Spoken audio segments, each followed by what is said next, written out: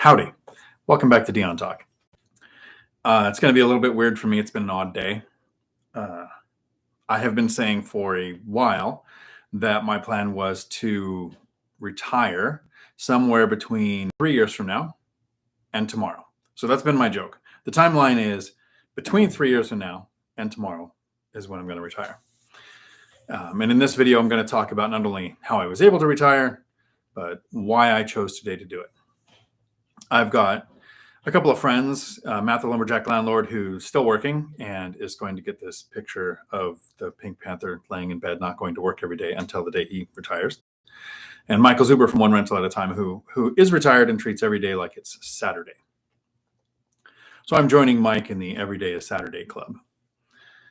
Mike went into work one day. He worked in software. He was leading a team, basically told his employers, these are things I don't want to do. And they put this pile of stuff on his desk. That was all the things he didn't want to do.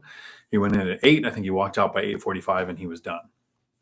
For me, today, I technically went to work, Zoom, had a great day, actually resolved a big, huge issue, like a huge problem went away because of today. So I retired. I like my job. I love my job. I get to run a CDL school. I play in trucks like it's a go-kart. And semis driving around. I get to teach people how to drive trucks. We have simulators. It's not even really like having a job, except for the fact that it is Monday through Friday. There is an alarm clock that tells me when I got to go to work. And the responsibility of the job kind of sucks. 60 staff who basically rely on me for every Monday there to be enough clients for the staff to have a job. And then employers relying on us to have enough students to satisfy the driver shortage needs, and students relying on us to manage the company, right? So there's all these responsibilities that comes from having a job. So it's not that my job sucked, because most people quit. They don't quit their job, they quit their boss. And I technically really haven't had one. The owners of the company several years ago moved to Arizona. Now they live in Florida. They don't micromanage. They're great to work with. They've compensated me really well. I felt totally treated fairly the whole time I worked at this company. So I'm actually curious why I chose today. We had an issue with our company with a regulatory body. So like a state agency or a federal agency or something that thought our school was doing something wrong, came in to audit us. We had some audits going on and they thought they found something. So while there was this issue going on, I thought, well, I'm never going to retire as long as there's this thing I've got to handle. Well, we reached resolution with that today. We presented the facts. We showed what they were looking for wasn't factual.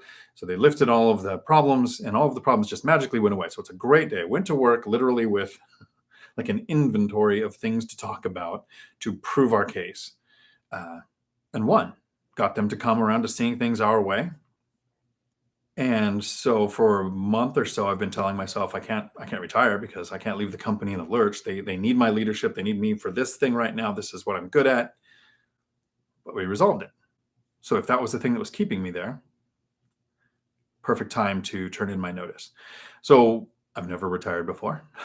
I've quit some jobs before where you go, hey, I'm giving you my 2 weeks notice. I've ran the company for the last several years, trying to make sure that the company was sound just in case I passed away or got fired or whatever, to where it would need to run without me being there.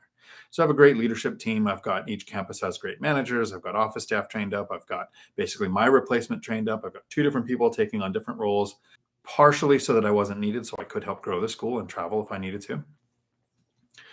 Or in case one day I decided to retire, which when I was 40, I probably thought I was never going to. I thought I'm the kind of guy that's going to work until he dies, or the person who's going to work until they die. Told my kids that for years. I never started investing until after 40. I didn't even start looking at finances until after 40. Took about 8 years. So from 2010 to 2018, took 8 years to go from bad debt, not making a lot of money, to making pretty good money, no bad debt, and financially free. Could have retired in 2018, but loved my job. Had no reason to not work there. Stayed for 4 more years. Exponentially grew the cash flow. It's not twice what my expenses are. It's 5 times what my expenses are, and continuing to grow without me actively having to grow it. Just based on recycling cash flow, appreciation, principal pay down, all these things that just are like hockey stick growth.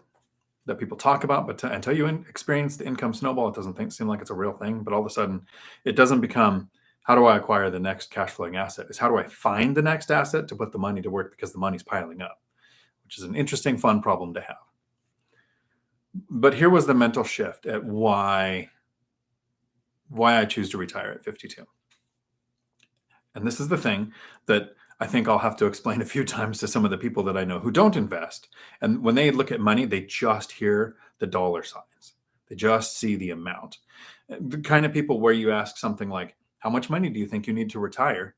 They don't say $5,000 a month in cash flow or 10,000 or 7,500. They say $1 million or $5 million or whatever. They'll have a number thinking that that's what financial freedom is, not realizing that if you're watching this and you're in this community, it is a passive income, money that comes in that you don't have to sell your life for 1 hour at a time, that comes in that is more than your living expenses, makes you financially free. I have had at this company what are called golden handcuffs. The owners would like me to stay.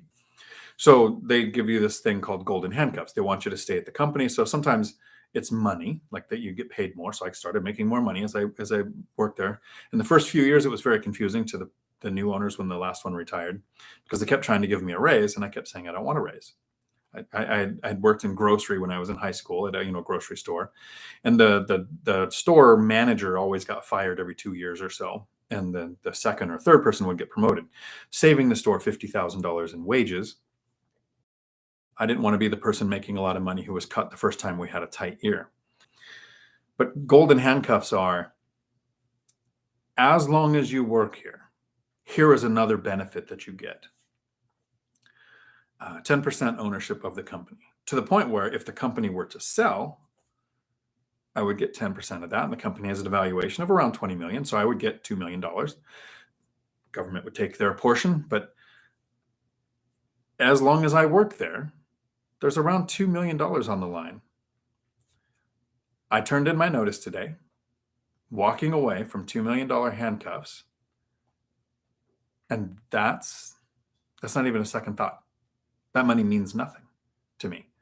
To the people that I talk to, not in the financial freedom retire early community, but to the people who I interact with on a daily basis, who probably live paycheck to paycheck, don't invest because it's gambling, wouldn't look at real estate because they don't want to deal with tenants, toilets, and termites, and they just don't think that they could handle it, or whatever their reasoning is, would call me insane for walking away from $2 million and not looking back. Because, and this is a quote from a sports ball, if Matt's watching still, I think it was LeBron that said something like, when you don't have enough, money is the only thing.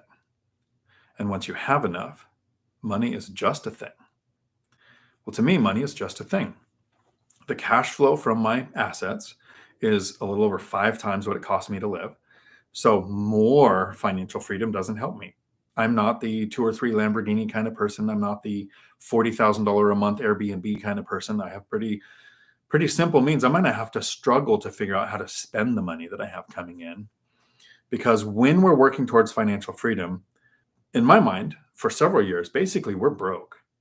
No matter how much money you're making and how much money that you're able to add cash flowing assets to it, before you really start to experience the income snowball. Because as you're making money, the goal should be to make as much as you can, spend as little as you can, save and invest the difference. So it's like 3 steps: increase what you make, decrease what you spend, but then save and invest that difference. To where no matter what, that difference is always being saved for investing. So we're always living on what it takes for us to live. When you're working a W-2, a lot of people think when I retire, it's going to cost me more money, not realizing that while you're working, you're saving for retirement, you're saving to invest, you're paying the highest form of taxes, you have a commute, you have all of these things. The only thing that often costs more once we retire for most people is healthcare. And so you just need an asset that covers your healthcare expense, just like food or transportation or housing. You need something that's going to pay that. So you need an asset for every expense. I have all of that in place. But here was the thought that took me from, I love my job, there's no reason to leave. Bosses are great, so I'm not quitting my boss, which is the reason most people leave their job. It was, I'm 52. I spent my 40s growing this company and investing in real estate. This is a side hustle. It's a 6-figure side hustle, but it takes 2 or 3 hours a month to run my rentals. If this is your first time to my channel, My name is Dion. These are Dion Talks. I have 16 rental units. My goal is to teach people how to grow a portfolio like that or bigger while you're working a W-2 full-time job. I started as a single parent with 3 kids and invested along the way. 2 times I've house hacked, where I've lived in a duplex on one side, rented out the other, and now I have a unit of a 4-plex that I live in and rent out the other 3. So I'm being paid to live where I'm at. So I invest and buy and hold small multifamily real estate, and I still house hack. But I've spent my 40s growing a company for someone else and investing in real estate for myself. I was thinking, when I'm 70, if I make it that far, do I want to remember my 50s as another decade that I grew a company for someone else? Or do I want to remember this as the decade that I traveled every day? I never had an alarm clock. I woke up and did what I felt like that day. And as much as possible, I helped other people reach financial freedom. That's something that I take away from a YouTube channel I watch called Joe Kuhn. If you get a chance to check it out, his last name is Kuhn. He retired at 54. He's been retired about 4 years now. He did it with stocks and used the bucket method to retire. But I watch his stuff because he talks a lot about what I've been dealing with for the last few months of thinking about what will retirement look like? What will saying to my company owners I'm going to retire look like? What will the considerations to be? And he talks about retire to something, not from something. If I worked in law enforcement, I was in the military, and a lot of military and law enforcement always talk about if you retire, you have 2 years and then you're dead. Most people retire and then for 2 years later, they die. That's because the idea with military or law enforcement is you retire to a pension where you never have to do anything and you can literally do nothing, which then makes you die because you have no motivation, no drive, no aspirations. I'm sure it's a misquoted statistic, but it's one that we talk about often in those 2 fields.